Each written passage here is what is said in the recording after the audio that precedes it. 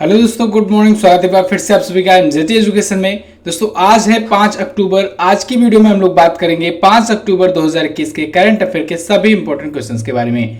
पूरी वीडियो ध्यान से देखिएगा, पूरी वीडियो डिटेल में आपको समझाई गई है। अगर वीडियो पसंद आए वीडियो को लाइक और शेयर जरूर कर देना। चैनल को सब्सक्राइब कर लो, बेल आइकन को प्रेस कर लो, जिससे आने वाली सभी वीडियोज का नोटिफिकेशन टाइम पर आप तक पहुंचता रहे। इस वीडियो की डिटेल्स पीडीएफ फाइल दोस्तों आपको मिलेगी हमारे एप्लीकेशन एमजेटी ऐप पर। तो गूगल प्ले स्टोर पर जाइए, एमजेटी ऐप डाउनलोड कीजिए और यहां पर जाकर के फ्री पीडीएफ सेक्शन में जाकर के आप लोग ये डिटेल्स इमेज के साथ पीडीएफ डाउनलोड कर सकते हैं। अगर आप चाहते हो वन लाइनर के रूप में रिवीजन करना तो आप हमारे टेलीग्राम ग्रुप को ज्वाइन कर लो। वहां पर आपको वन लाइनर भेज जाती है, तो 1 मिनट में दिन भर का करंट अफेयर क्विकली रिवाइज कर सकते हो। टेलीग्राम का नाम है, टेलीग्राम ग्रुप का नाम है हमारे एमजेटी एजुकेशन। 23,600 से ज़्यादा सब्सक्राइबर हैं, इसी ग्रुप को आपको ज्वाइन कर लेना है। चलिए बात करते हैं लास्ट डे के क्वेश्चंस की। लास्ट डे का मेरा पहला क्वेश्चन था आपसे, हेमिस तसेचु उत्सव कहाँ मनाया जाता है? तो ये लद्दाख में मनाया जाता है। विश्व की सबसे छोटी सीमा वाला देश कौन सा है? वो है जिब्राल्टर। कौन सा है? जिब्राल्टर जो है ये दुनिया में सबसे छोटी बॉर्डर शेयर करने वाला ये देश है। विश्व व्यापार संगठन का 164वां देश है अफगानिस्तान। उच्च न्यायालय के मुख्य न्यायाधीश की नियुक्ति दोस्तों प्रेसिडेंट करता है। चाहे उच्च न्यायालय का मुख्य न्यायाधीश हो, चाहे सुप्रीम कोर्ट का मुख्य न्यायाधीश हो, इन सबकी नियुक्ति कौन करता है? प्रेसिडेंट करता है। अच्छा, जो ये हाई कोर्ट होते हैं इनके चीफ जस्टिस की नियुक्ति तो प्रेसिडेंट करता है और ये इस्तीफा भी अपने प्रेसिडेंट को ही देते हैं, लेकिन इनको शपथ दिलाता है दोस्तों उस राज्य का राज्यपाल, जिस राज्य में ये नियुक्त किए जाते हैं। क्लियर? चलिए बात करते हैं आज के दिन के पहले क्वेश्चन की। पहला क्वेश्चन है हमारा, वर्ष 2021 के लिए मेडिसिन का नोबेल किसे दिया गया? Very very most important questions दोस्तों। अब नोबेल प्राइज दिए जाने शुरू हो चुके हैं। सबसे पहले मेडिसिन के लिए दिया जाता है, मेडिसिन का नोबेल सबसे पहले दिया जाता है, यानी चिकित्सा का नोबेल। तो चिकित्सा का नोबेल अब घोषणा हो चुकी है। हर दिन एक नए नोबेल की घोषणा होगी। टोटल 6 प्रकार से दिए जाते हैं, सब कुछ जानेंगे हम लोग डिटेल में। पहले इस क्वेश्चन का आंसर जानिए। इसका आंसर है दोस्तों डेविड जूलियस और अर्देम पटापाउटियन या पटापाउसियन। दोस्तों इन दोनों को, उपरोक्त दोनों ऑप्शन सही होगा, इन दोनों को दिया जाएगा चिकित्सा का नोबेल 2021 का। अच्छा, कब दिया जाएगा? यहाँ पर तो देखिए आपको दिया गया दिखा गया है, लेकिन कब दिया जाएगा? एक्चुअल में ये दिया जाएगा 10 दिसंबर को। क्यों? क्योंकि 10 दिसंबर को ही दोस्तों पुण्यतिथि होती है अल्फ्रेड नोबेल की, जिनकी याद में ये दिया जाता है। तो उनकी पुण्यतिथि पर ही दिया जाता है, लेकिन घोषणा इसकी अक्टूबर महीने में ही हो जाती है, जैसे अभी हुई। तो यहाँ पर देख लीजिए, इन दोनों साइंटिस्ट के बारे में थोड़ा सा जान लीजिए। ये देखिए, ये है डेविड जूलियस और ये है आर्डम पटापोशियन। ये दोनों ही दोस्तों यूएस के हैं, अमेरिका के हैं। ठीक है, तो इन दोनों साइंटिस्टों ने दोस्तों मिल करके एक ऐसे रिसेप्टर की खोज की है जो ह्यूमन बॉडी के नर्वस सिस्टम को और अच्छी तरीके से समझा पाएगा। इनका जो रिसेप्टर होगा, इनके द्वारा जो रिसेप्टर जो खोजा गया है, वो तापमान, सर्दी, गर्मी, इन सबको पहचानने में बहुत ही आसान बना देगा। तो उससे क्या होगा कि एक नए तरीके के पेन किलर्स बनाए जाएंगे, जिससे नर्वस सिस्टम पर डायरेक्टली उसका जो भी इफेक्ट हो रहा होगा उस पर कंट्रोल पाया जाएगा। ठीक है, जो भी प्रॉब्लम, जो भी दर्द से रिलेटेड चीज़ें होंगी, तो इस वजह से इन दोनों को दिया गया है। ठीक है, इनको 10 मिलियन स्वीडिश क्रोनर मिलेगा। 10 मिलियन स्वीडिश क्रोनर लगभग में होता है 1.14 मिलियन यूएस डॉलर, यानी अमेरिकी डॉलर, प्लस एक गोल्ड मेडल दिया जाएगा।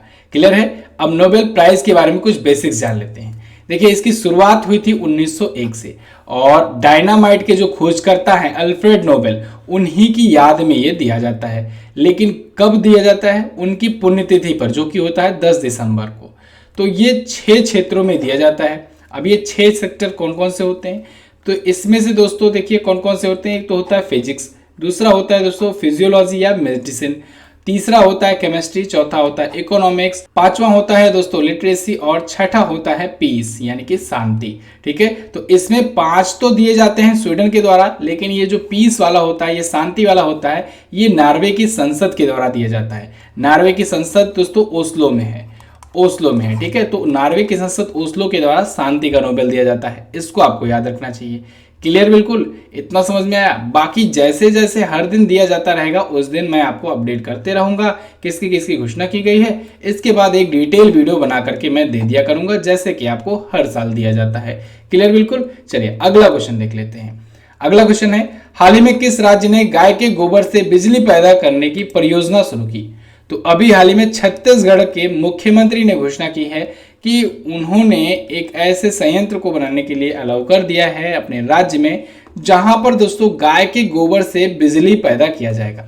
ये एक ऐसा संयंत्र होगा, एक ऐसा दोस्तों प्लांट होगा जहां पर ग्रामीण सेक्टर में या फिर कहीं पर ऐसे औद्योगिक प्लांट बना दिए जाएंगे जहां पर गाय के गोबर का यूज करके इलेक्ट्रिसिटी जनरेट किया जाएगा, विद्युत का उत्पादन किया जाएगा और फिर उनका यूज किया जाएगा। ये बहुत ही यूनिक और अनोखी योजना है दोस्तों, छत्तीसगढ़ सरकार के द्वारा ये स्टार्ट की गई है। क्लियर, तो छत्तीसगढ़ के सीएम भूपेश बघेल जी ने इसकी घोषणा की है।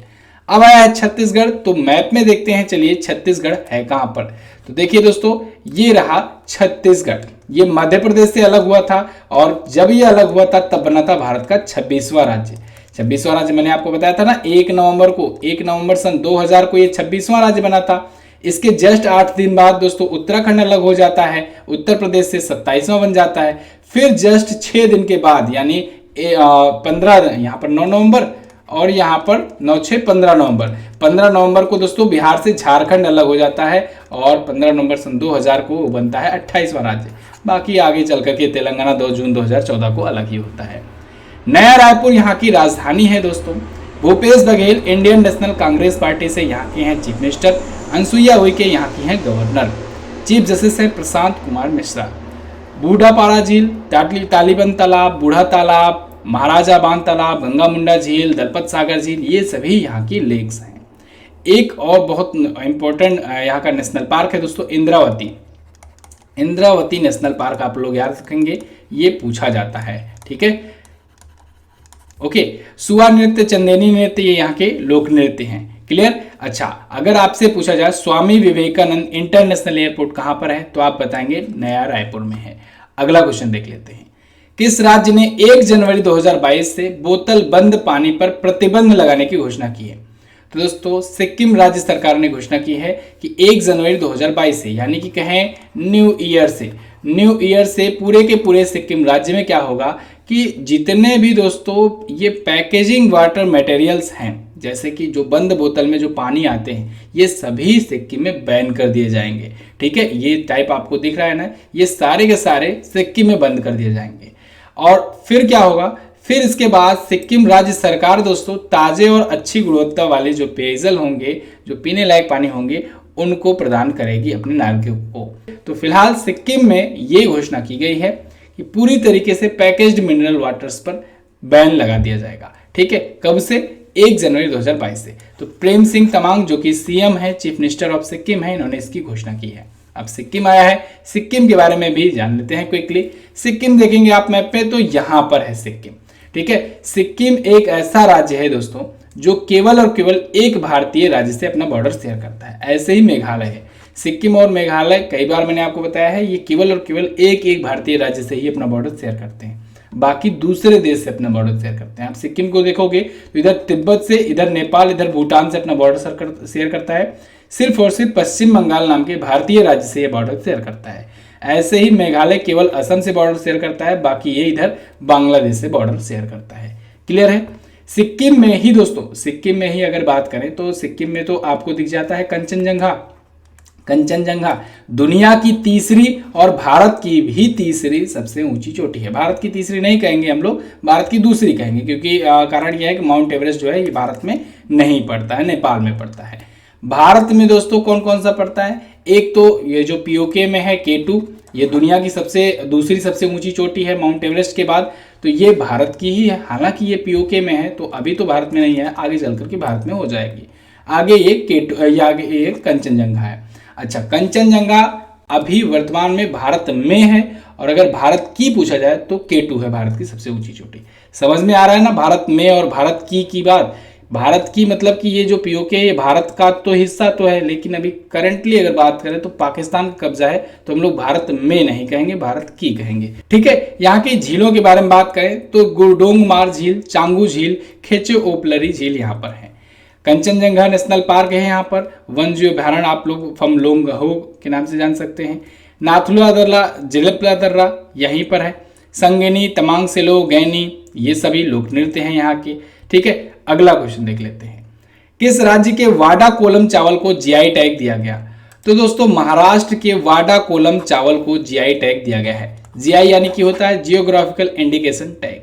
तो महाराष्ट्र के पालघर में ये व्यापक रूप से उगाई जाती है वाडा कोलम चावल, राइस जो होता है, और इसको जीआई टैग मिला है।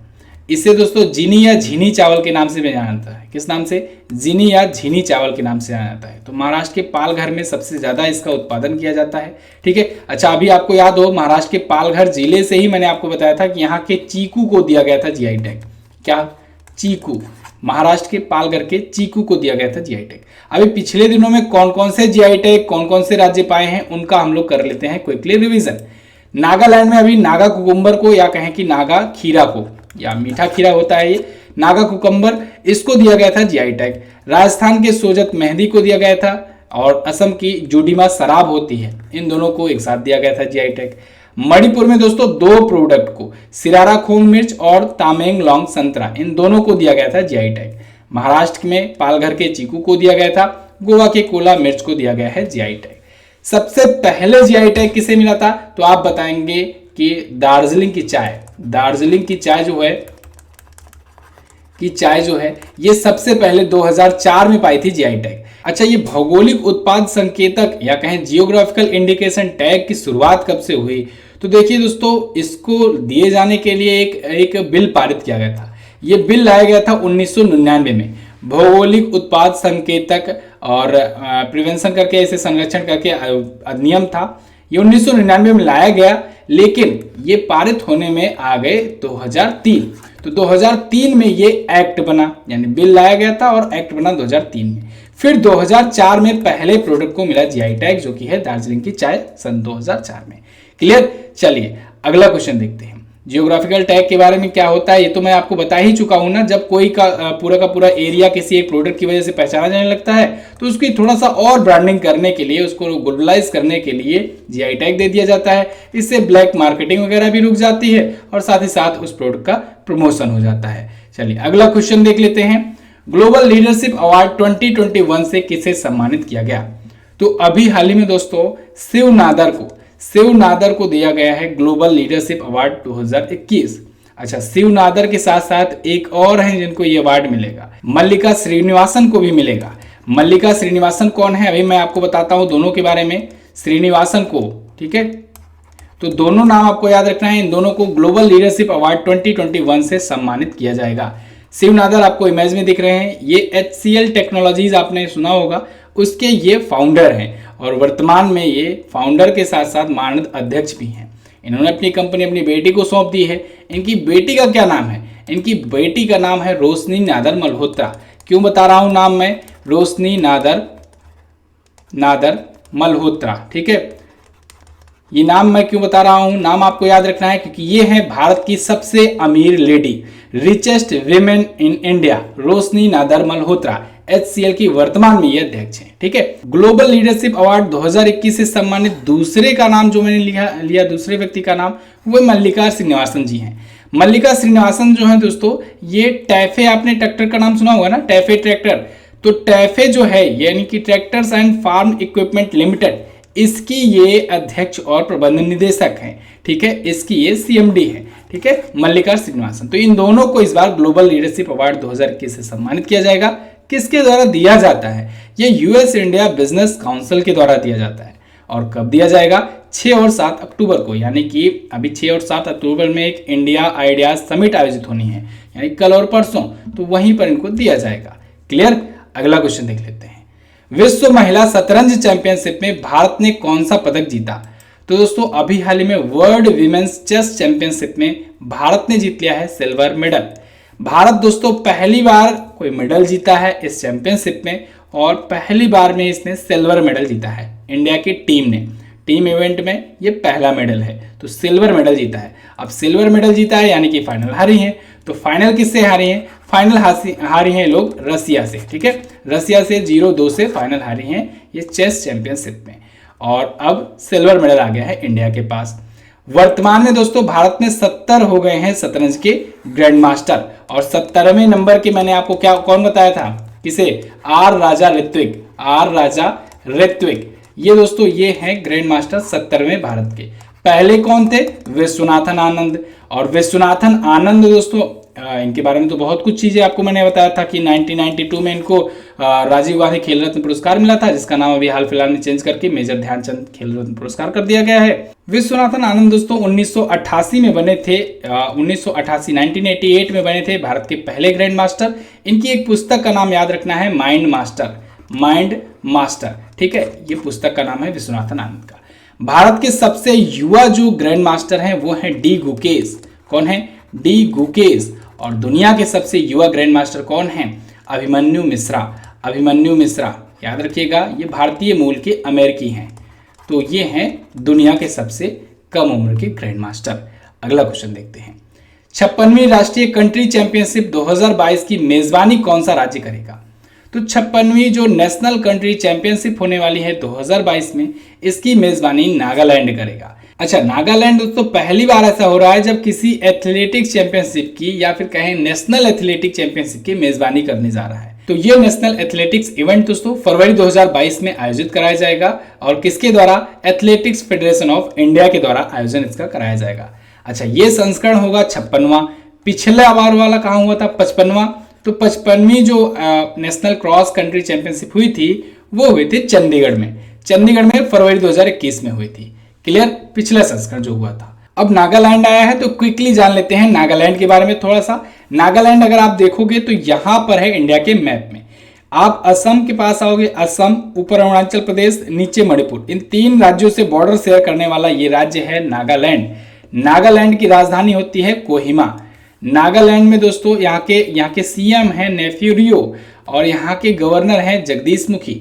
इनको अतिरिक्त प्रभार मिला हुआ है, एक्स्ट्रा चार्ज मिला है। आपको याद होगा एक नाम आर एन रवि, जो कि अभी हाल फिलहाल में तमिलनाडु के बना दिए गए हैं गवर्नर।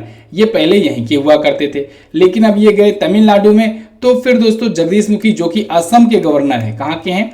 असम के गवर्नर हैं, इनको ही एक्स्ट्रा चार्ज दे दिया गया नागालैंड का भी।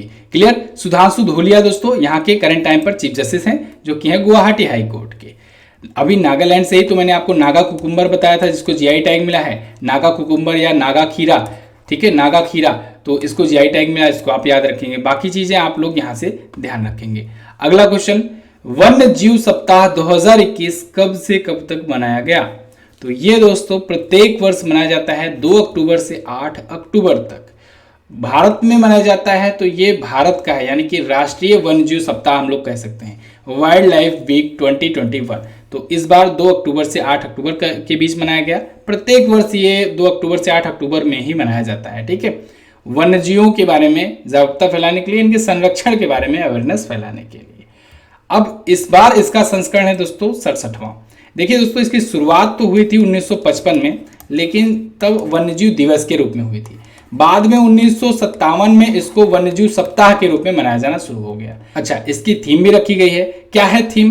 थीम है दोस्तों वन और आजीविका, लोगों और ग्रह को बनाए रखना, यानी forest and livelihoods sustaining people and planet. Clear? अभी तक अक्टूबर मंथ में कौन कौन से महत्वपूर्ण दिवस आए हैं? तो 1 अक्टूबर को ये 3 महत्वपूर्ण दिवस आपको याद होना चाहिए, शाकाहारी, वृद्धजन और कॉफी। इसके बाद 2 अक्टूबर को अंतर्राष्ट्रीय अहिंसा दिवस दोस्तों, ये महात्मा गांधी जी की जयंती पर मनाया जाता है, महात्मा गांधी जी की जयंती के अवसर पर मनाया जाता है, उनकी याद में, ठीक है। इसके अलावा 2 अक्टूबर को दोस्तों लाल बहादुर शास्त्री जी की भी जयंती होती है। अंतर्राष्ट्रीय शाकाहारी सप्ताह मनाया गया 1 अक्टूबर से 7 अक्टूबर। क्लियर? अगला क्वेश्चन देखते हैं। इंडिया टुडे हेल्थ गिरी अवार्ड्स 2021 में best vaccination drive bye a state का अवार्ड किसे मिला?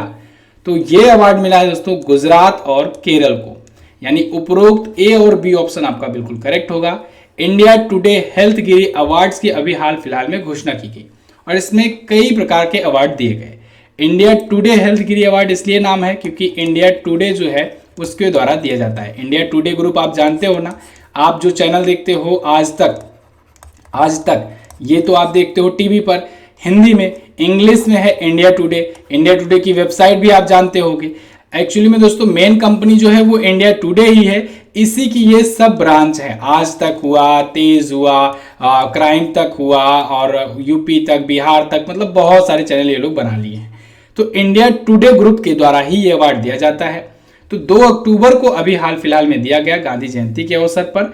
इसमें कुछ महत्वपूर्ण पुरस्कार हैं जो आपके एग्जाम के पॉइंट ऑफ व्यू से इंपॉर्टेंट हैं, उनको देख लीजिए। जैसे बेस्ट गवर्नमेंट हॉस्पिटल का अवार्ड, तो ये मिला लोक नायक हॉस्पिटल दिल्ली को। बेस्ट कोविड-19 ट्रीटमेंट के लिए ये अवार्ड दिया गया। अगला जो पुरस्कार इंपॉर्टेंट है वो है बेस्ट स्टेट कॉम्बैटिंग कोविड-19 अवार्ड, तो बेस्ट स्टेट चुना गया कर्नाटक को। Best vaccination drive by state का अवार्ड मिला गुजरात और केरल को, यानी वैक्सीनेशन ड्राइव चलाने के लिए गुजरात और केरल ये अवार्ड पाए हैं। इंडिया टुडे की स्थापना 1975 में हुई थी। एडिटर इन चीफ हैं अरुण पुरी और मधु त्रेहान। क्लियर। हेडक्वार्टर्ड है नोएडा में। जितने भी बड़े बड़े दोस्तों न्यूज़ चैनल्स हैं वो नोएडा में ही हेडक्वार्टर्ड हैं, जैसे इंडिया टुडे हो गया, इंडिया टीवी हो गया, ठीक है, ये सभी। चलिए अगला क्वेश्चन देखते हैं। क्रिसिल के नए एमडी और सीईओ कौन बने? तो क्रिसिल के नए एमडी यानी मैनेजिंग डायरेक्टर और सीईओ यानी चीफ एग्जीक्यूटिव ऑफिसर वो बन गए हैं अमीश मेहता। अमीश मेहता दोस्तों ये जो आपको इमेज में दिख रहे हैं यही हैं। इनको एमडी और सीईओ बनाया गया है किसकी जगह पर? आशु सुयस की जगह पर। इससे पहले आशु सुयस थे। अच्छा, क्रिसिल जो है दोस्तों रेटिंग एजेंसी है, इसकी रेटिंग वगैरह मैं आपको बताया हूँ 1-2 बार। आजकल मैं इसको नहीं बता रहा हूँ, कारण ये है कि ये बहुत कम पूछा जाता है। देखिए रेटिंग एजेंसी जो जीडीपी ग्रोथ रेट का अनुमान लगाती है उनमें आपको केवल गिने चुने कुछ नाम हैं जिनकी रेटिंग एजेंसियों को, जिनकी रेटिंग्स को, अनुमान को, प्रेडिक्शन को आपको याद रखना है। जैसे वर्ल्ड बैंक अगर बताया तो याद रखना है, अगर आप फिच रेटिंग बताता है तब याद रखना है, मूडीज अगर बताता है तब याद रखना है, एडीबी अगर बता देता है एशियन डेवलपमेंट बैंक उसको याद रखना है, या फिर आरबीआई अगर बताता है तो उसको भी ध्यान रखेंगे आप। बाकी ये सभी तो अनुमान बताते हैं, असली कौन बताता है? असली सीएसओ बताता है, ठीक है, सेंट्रल स्टैटिस्टिक ऑफिस बताता है। फिलहाल क्रिसिल जो है दोस्तों ये एसएनपी की स्वामित्व वाली कंपनी है। एसएनपी के बारे में मैंने आपको बताया था, ये भी अपनी रेटिंग एजेंसी वगैरह जारी करती रहती है, ठीक है। ऑफिसर बने, ठीक है, चीफ फाइनेंशियल ऑफिसर से चीफ ऑपरेटिंग ऑफिसर बने और अब बन गए हैं एमडी और सीईओ। इतना क्लियर। क्रिसिल के बारे में जानिए। क्रिसिल का पूरा नाम है दोस्तों credit rating information services of India limited. Mumbai में ये हेडक्वार्टर्ड है। 1987 को ये फाउंड किया गया था। एमडी और सीईओ हैं अमीश मेहता। सीएफओ अब हो गए हैं संजय चक्रवर्ती। क्लियर। तो बस दोस्तों ये तो थे हमारे आज के दिन के शानदार टॉप 10 करंट अफेयर के क्वेश्चंस। आई होप आपको वीडियो आई होगी पसंद। अगर वीडियो पसंद आई है तो वीडियो को कर दीजिए लाइक, शेयर कर दीजिए अपने दोस्तों के पास। ऐसी ही पावरफुल वीडियो देखने के लिए करंट अफेयर की अपने दोस्तों के पास जरूर शेयर करें। आप लोग शेयर करोगे, सपोर्ट करोगे, मेरा कॉन्फिडेंस और बढ़ेगा, मैं आपको और अच्छी अच्छी चीजें लेकर के आऊंगा अगले दिन। तो वीडियो को शेयर जरूर करना, और हाँ, सब्सक्राइब नहीं किए हो चैनल को सब्सक्राइब कर लो, बेल आइकन को प्रेस कर लो, जिससे आने वाली सभी वीडियोस टाइम पर आप तक पहुंचती रहे। यूपीएसआई का मॉक टेस्ट आया है, एमजेटी ऐप पर आप जाकर के इसे ले सकते हो। कूपन कोड यूज करके यूपीएसआई 10 आप डिस्काउंट भी प्राप्त कर सकते हो। डेली जीके टेस्ट होता है इवनिंग में, डेली लाइव क्लास होती है 7 PM पर। इस समय साइंस की सीरीज चल रही है तो आप साइंस बहुत ही बेहतरीन तरीके से पढ़ सकते हो। डेली जुड़ना ना भूलें 7 PM पर। इसके अलावा दोस्तों एमजेटी ऐप पर आपको सारी चीज़ें मिल जाएंगी। ये जो डिटेल में पीडीएफ आपको आपके सामने है जो मैं पढ़ा रहा हूँ, ये आपको यहीं पर मिलेगा एप्लीकेशन पर। एप्लीकेशन जाइए गूगल प्ले स्टोर से इंस्टॉल कीजिए। चलिए बात करते हैं क्वेश्चन 70 डे की। आज ये 4 क्वेश्चन के आपको ऑप्शन आंसर करने हैं। पहला क्वेश्चन है विट्रियोल का तेल किसे कहा जाता है। दूसरा, ऊंचाई पर खाना देर से क्यों पकता है। क्वासियोकर बीमारी किस कमी के कारण से होती है। चींटियों का अध्ययन क्या कहलाता है। इन सभी क्वेश्चंस के बारे में जो भी पता हो डिटेल में जरूर आंसर करना। टेलीग्राम ग्रुप से आप ज्वाइन हो जाओ। टेलीग्राम पर जाओ, एमजेटी एजुकेशन लिख करके सर्च करो, वहां पर मिलेगा एक ग्रुप जिसमें दोस्तों 23,600 से ज्यादा लोग जुड़े हुए हैं। उसको आपको ज्वाइन करना है। वहीं पर आपको वन लाइनर वगैरह सब कुछ भेज जाएगी। कोई भी लेटेस्ट इन्फॉर्मेशन नोटिफिकेशन होता है वहीं पर मैं आपको बता दिया करता हूं, आप उसको ज्वाइन कर सकते हो। चलिए बस फिलहाल रखते हैं दोस्तों इतना ही वीडियो में। वीडियो को एंड तक देखने के लिए बहुत बहुत धन्यवाद। मिलेंगे अगले दिन की वीडियो में, तब तक के लिए नमस्कार, जय हिंद, वंदे मातरम।